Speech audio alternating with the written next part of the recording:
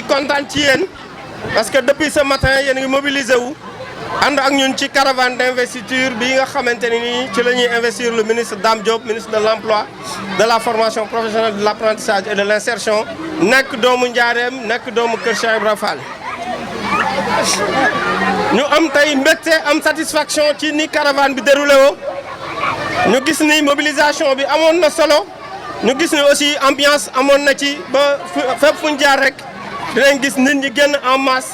adhéré ci cause bi nga xamante ni moo tax ñu organiser caravane bi muy Diourbel investit le ministre Dame Diop. Diourbel investit le ministre Dame Diop nag c'est pas un slogan choisi par hasard. Nous l'avons choisi parce que gis nañ ni le ministre Dame Diop def na lu bare ci njaareem. Nous l'avons choisi parce que gis nañ ni ki ko tànn mu doyloo ko benn yoon mu tànnaat ko ñaari yoon muy le président de la République Macky Sall def na lu bare ci njaareem. gis nañ ni aussi ses collaborateurs yi nga xamante ni ñoo ànd ak le ministre mu nommé leen ñenn ñi mu nommé leen ñenn ñi mu proposé leen président de la République jël décret nommé leen ñoo ñëpp vraiment aussi am na lu bari lu am solo lu ñuy def ci dëkk bi. ci wàllu emploi bu ma jëlee exemple li nga xamante ni nii ñun moom la ñu yore muy direction de l'emploi liñ ci jàpp au niveau de Ndiarème mooy tey bu ñu doon xayma li ñu fi créé ci emploi ëpp na 2000 emplois yoo xamante ni y a des emplois d'intérêt communautaire. li ma gën a neex nag en tant que jeune Kër Cheikh te njiitu réew mi le président de la République def ko mooy man bi ma nekkee tout tànk dama doon gis yoonu ndindi bi mooy Diourbel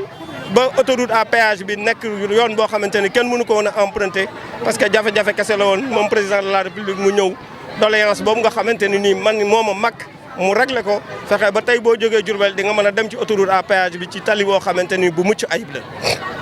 ministre Dame Diop aussi vraiment jël initiative des jeunes des fils de Diourbel mu nommé leen à des postes stratégiques loolu c'est important parce que loolu mësul am ci histoire politique gu Njaareem. Pour la première fois ci histoire politique gu Njaareem un ministre de la République accompagné presque de plus de 10 de ses collaborateurs yoo xamante ni ñoom ñëpp ci même ville bi la leen choisir loolu je pense que mësul am ci Njaareem mais aussi mësul am ci beneen localité boo xamante ni nii ñiy accompagner ministre bi yëpp da leen a choisir au niveau de sa localité loolu je pense que c'est une exception monsieur le ministre Dame Diop gàcce ngalaama ma ciy teg ni ñun au niveau de direction de l'emploi wax naa ko sànq nous avons créé plus de 2000 emplois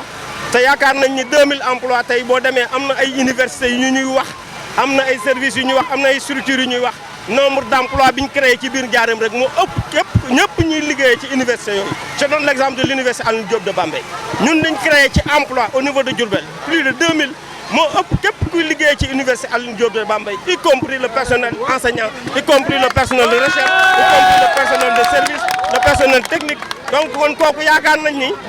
loolu mësul am ci biir Njaareem ku jóg créer plus de 2000 emplois am nag ku jóg daan ni moom dañ koy woowee directeur de l'emploi mu nekk di def usurpation d'identité usurpation de fonction ma jàpp ni kooku faux et usage de faux lay def parce que tout simplement fonctionnaire la bu nekkul woon fonctionnaire sax dinaa mën a comprendre par esprit de sabotage mu ni moom directeur de l'emploi la parce que am na emploi yu muy créé alors que c'est tout à fait faux.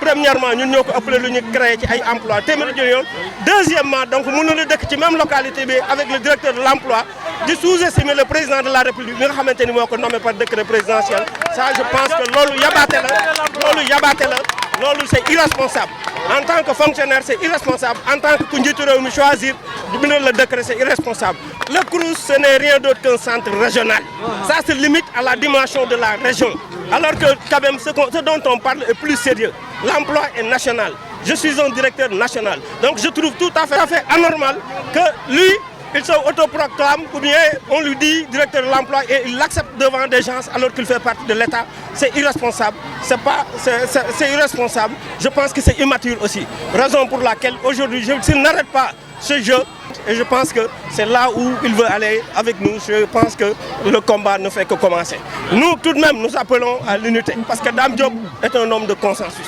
Dame Diop est un homme sérieux Dame Diop est un homme serein c'est un homme calme c'est quelqu'un qui est animé par l'esprit d'union c'est un grand rassembleur il a montré à plusieurs reprises maintenant si aujourd'hui on a lancé cette caravane c'est pour dire au président de la République que nous tout ce qui nous intéresse c'est rassembler pour lui et gagner pour lui rassembler pour gagner et gagner pour le président de la République Macky Sall c'est ça qui est important c'est ce qu'on est en train de faire nous ne sommes pas dans autre chose Parce que tout simplement, la reconnaissance veut aujourd'hui que tous les fils de Diourbel, la reconnaissance veut aujourd'hui que tout Diourbel se mobilise derrière le seul ministre que nous avons, qui est un ministre compétent, qui est un ministre sérieux, qui est un ministre qui a la confiance du président de la République, que celui-là soit le futur maire de Diourbel. C'est notre souhait et nous allons travailler sur ça. Nous